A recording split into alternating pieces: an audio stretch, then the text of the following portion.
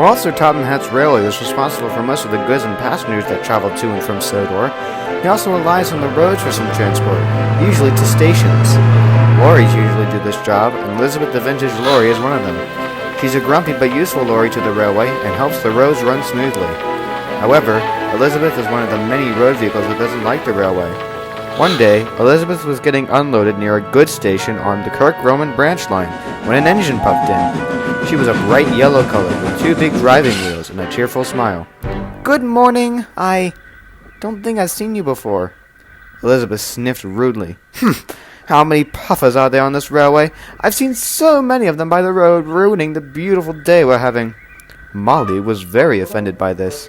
"I'll have you know that these engines work beside the road, but also work really useful with the road.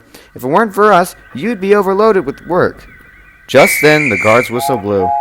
"Now remember what I said, dear, and don't forget that." With that, Molly puffed away. She really thinks I'm to remember that. We road vehicles could handle the workload with ease. Molly was later talking with Thomas and James. "That rude Lorry isn't the rudest Lorry I've met. It takes some time to get to know her." "Well, you shouldn't trust them at all," James argued. "I've never ever trusted lorries after those 3 lorries came and made quite a fool out of themselves." Molly was in between what Thomas and James said. Later, Molly collected a large goods train. It was heavy and she found trouble to start, but she got it moving once Philip helped her out of the station.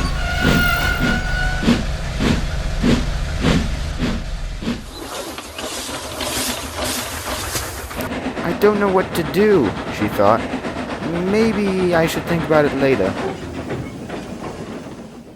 Meanwhile, Elizabeth was coming to a crossing. As she was rolling along, her engine started to splutter. It kept spluttering, and she came to a stop, right on the crossing.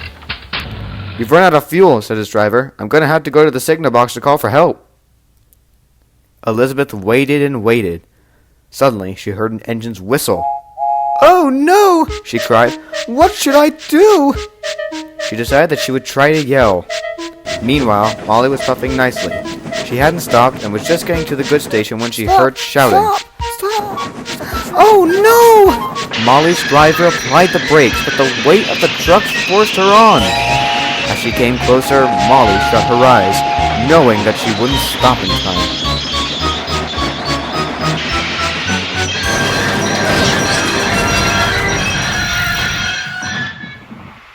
When the dust settled, it was quite a mess. Elizabeth had been pushed onto her side. Molly had derailed after rolling right on Elizabeth's cargo, and she was right beside Elizabeth. Elizabeth was all right, but she was furious. "What makes you think you can go right through the crossing and crash into me, even though I might have said a couple of rude comments?" "It wasn't my fault. I had a heavy goods train, and it forced me on. How do you expect me to stop with a lot of weight on my train?" The two argued and argued until help arrived. Neville arrived with the breakdown train, and Butch came for Elizabeth. When they were separated, Molly complained about Elizabeth to Neville, and Elizabeth complained about Molly to Butch. They both said nothing. Molly was taken into the works, and workmen checked her over.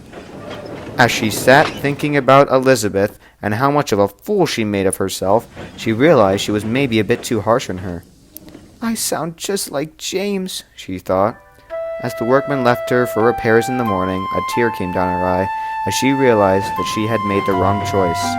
And as she sat there, she thought about lots of things, but hoped that everything would be resolved when she and Elizabeth met again.